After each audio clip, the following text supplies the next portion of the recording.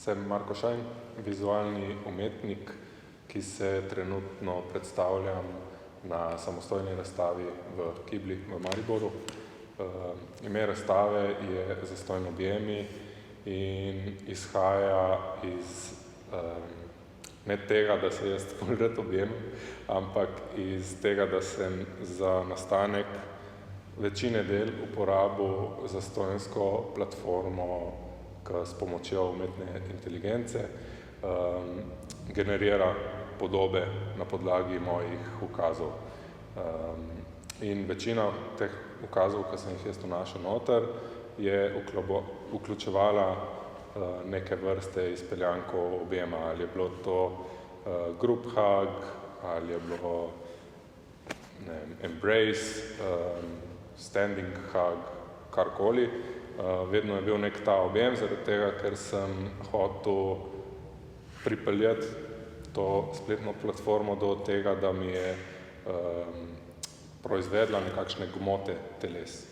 In ko se je to zgodilo, sem jaz videl, da so te gmote zelo deformirane.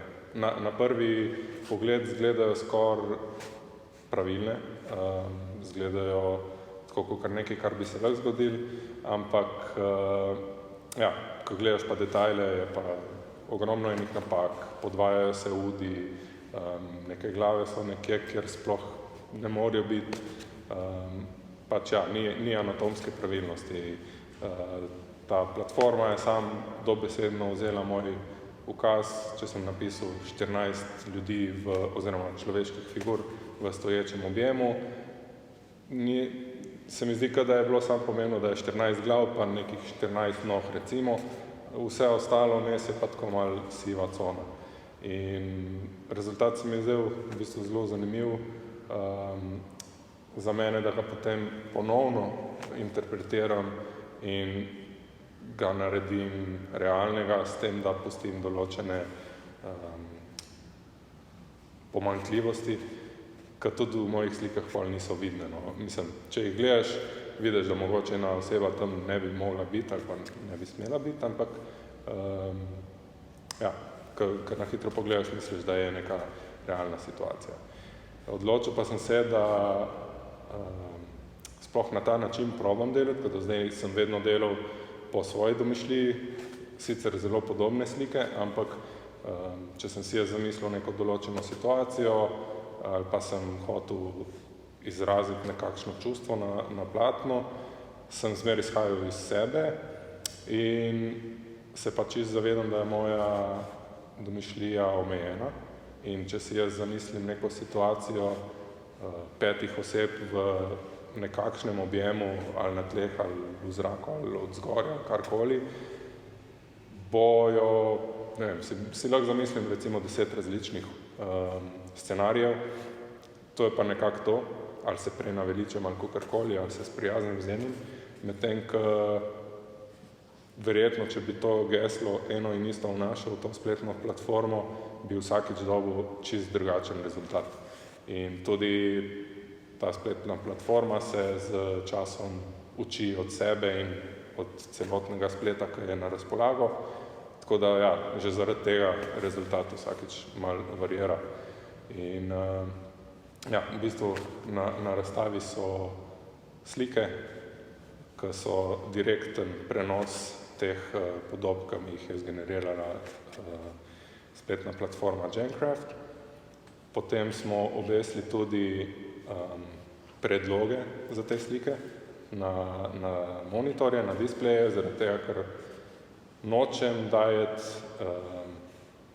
neke vrednote tem podobam, ker se mi zdi, da so samo neko orodje, ki sem ga jaz uporabil.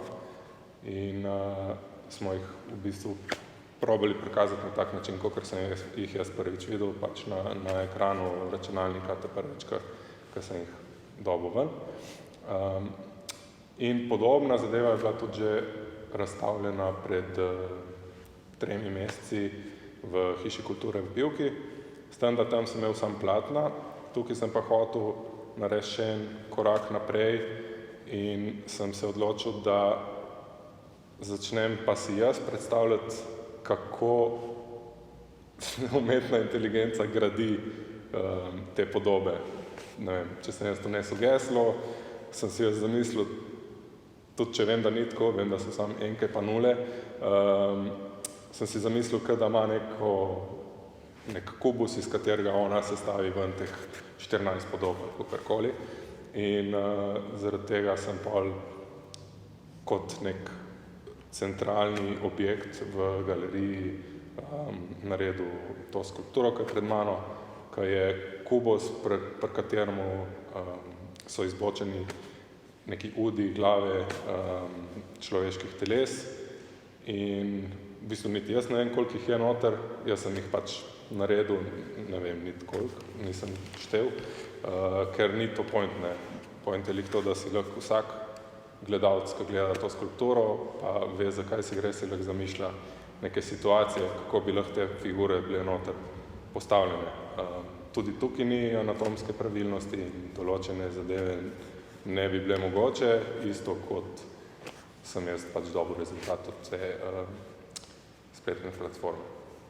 In preden se pa vstopi v galerijo, sem naredil še to nekakšno subtilen uvod v to, kar se dogaja v samem galerijskem prostoru, za eno intervencijo na zid, ki je direktno pred galerijo, ki je delan v istem stilu kot skulptura. Isto so izbočeni določeni udi, ker ne vemo, koliko jih je, samo da so pač tam bolj ploskovno umeščeni v 2D svetu, medtem ko skulptura je pa že en korak bližje temu, da postane realnost, čeprav ne more. Ja, skulpturo sem naredil iz stiroporja in gradbenega materiala, v bistvu lepila za stiropor in ometa, ker sem hotel narediti to neko povezavo z galerijskimi stenami. Pa tudi všeč mi je, ker je iz takega primitivnega materiala narejena, čeprav stiropor je neka zelo sodobna zadeva, tako da je še tukaj neka mešanica sodobnega in starega sveta. Medtem ko slike so pa delane čist klasično, akrilna platna samo okvirjem, pod okvirjem dela in mizar iz 15 km stran od mojega doma in so delane res tako, kot smo se učili na akademiji. Tako da spet, ja, za podobo sicer uporabim nekaj, kar mi proizvede najnovejša tehnologija skorajda, ampak moja reinterpretacija tega je zelo staromodna, če se temu tako reče. Najprej, ko vidim to podobo, jo prerišem. Ponavadi je to enih par skic, tako da pridem do tega rezultata, ki se mi zdi, da je takšen, ki mora biti in da bo deloval na platno. Potem to podobo si pomagam z projektorjem prenesti na platno, ker hočem, da je res čim bolj natančna v tem primeru. In pol pa dejansko sem še barven, je že skoraj neka pobarvanka s tem, da ker hočem, da so barve res zelo ploskovite in take malo skoraj na kakšne grafike spominjajo. Moram iti 2-krat ali pa 3-krat čez vsako barvo, zaradi tega, da res izgubim vse. Tudi če kdaj, ne vem, kakšno barvo zamenjam ali karkoli, jo moram pa tokrat preslikati, zaradi tega, da res izgine ven iz platna. In zaradi tega pol tudi slike delujejo dosti močno, delujejo kar kontrastne, čeprav so barve, ki so uporabljene na njih, zelo pastelne, pa take zemeljske, nevtralne, ampak lih zaradi tega, ker se ne izgubljajo noter v platno, ampak ker imajo tako ploskovitost, pol še bolj stopijo ven.